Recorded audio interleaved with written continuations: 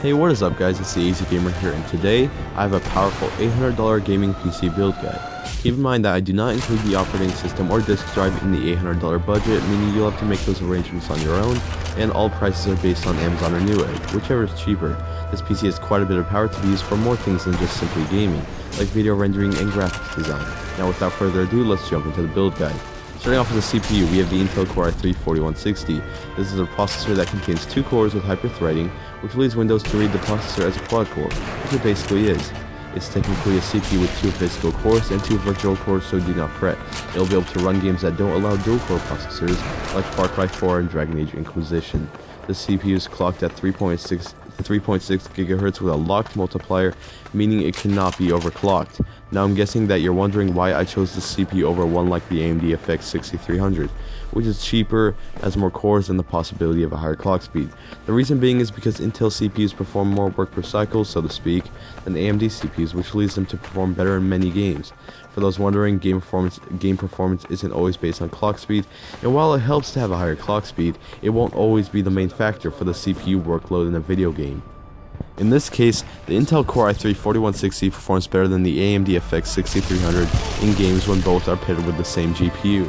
The processor uses the 22nm lithography, which means the CPU is very power efficient, only drawing in a TDP of 54 watts compared to 125 watts from AMD's competitor.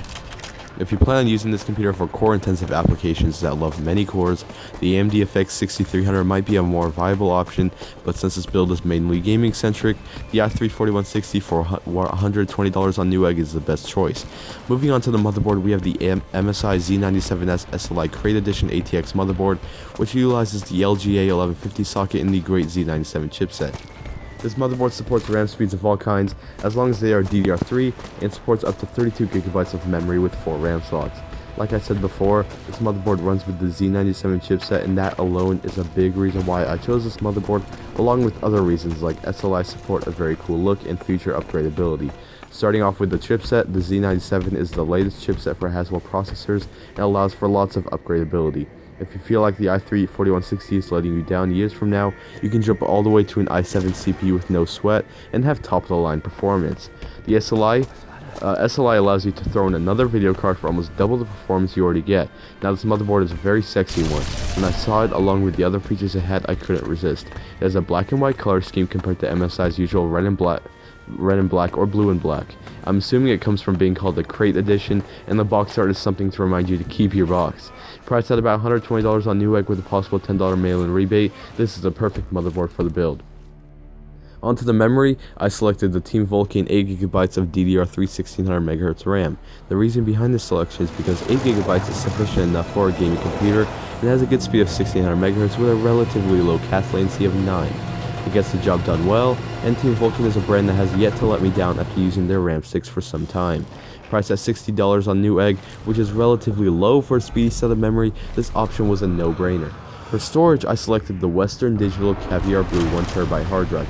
Yet again, 1TB is more than enough to store many games, and the Caviar Blue has a good speed of 7,200 RPM with a high cache size of 64MB compared to my previous build guides on this channel. I use this hard drive on my own rig and I am not complaining.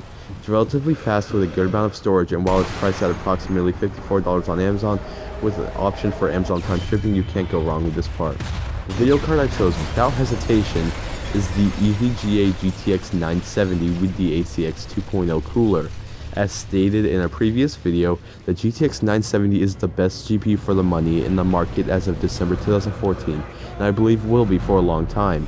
This GPU comes packed with 4GB of video memory, which is fantastic in this day and age. It is clocked at 1.05 GHz for the core clock, with awesome overclockability thanks to the ACX 2.0 cooler, which keeps the 970 quiet and cool.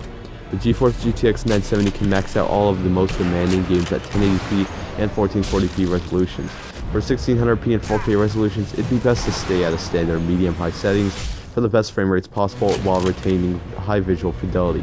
For the raw specs, the 970 is powered with 1664 CUDA cores, has approximately 4 teraflops of compute performance, and has a 256-bit wide memory bus. It contains a DVI port, an HDMI port, and 3 display ports.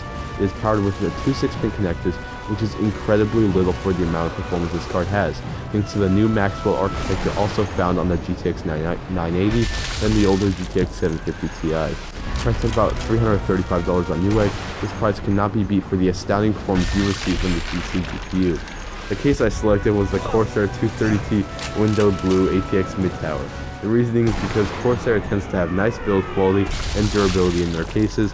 The blue color scheme is a nice added bonus, and the window allows you to show off the beautiful internals given that you have good cable management skills. Nothing super special, it'll do you a good job in terms of cooling and space. Priced at about $70 on Amazon with Prime shipping, it's definitely a good option. Finally, the selection of the power supply was the OCC Mod Extreme 500 watt power supply I used in the $450 gaming PC build guide. It's a semi-modular power supply which helps for cable management, and it's 80+ certified, meaning it's very efficient. The low power consumption from the Intel processor and the GTX 970 allows for the choice of a 500 watt power supply, and with a low price of $35, this power supply is a very viable option. Overall, this gaming-centric PC is a very powerful machine and can max out all games at high resolutions without breaking a sweat. If overclocking is your thing, the A6 cooler in the GPU could lead to lots of extra performance from an already powerful GPU. While some may worry that an i3 CPU could bottleneck a high-performing card like the 970, I wouldn't worry too much about it because it isn't a big deal with Intel CPUs. Of course, with the amazing motherboard selection, upgrading to an i5 or i7 is always a viable option provided you can fit that in your budget. For $800, this build is something to consider. That's all for you guys today. Be sure to subscribe, like, and comment below on whether you plan on building this PC, what changes you might make, and if you have any questions, I'll happily answer all of them. Thanks for watching. I'll catch you guys on the next video.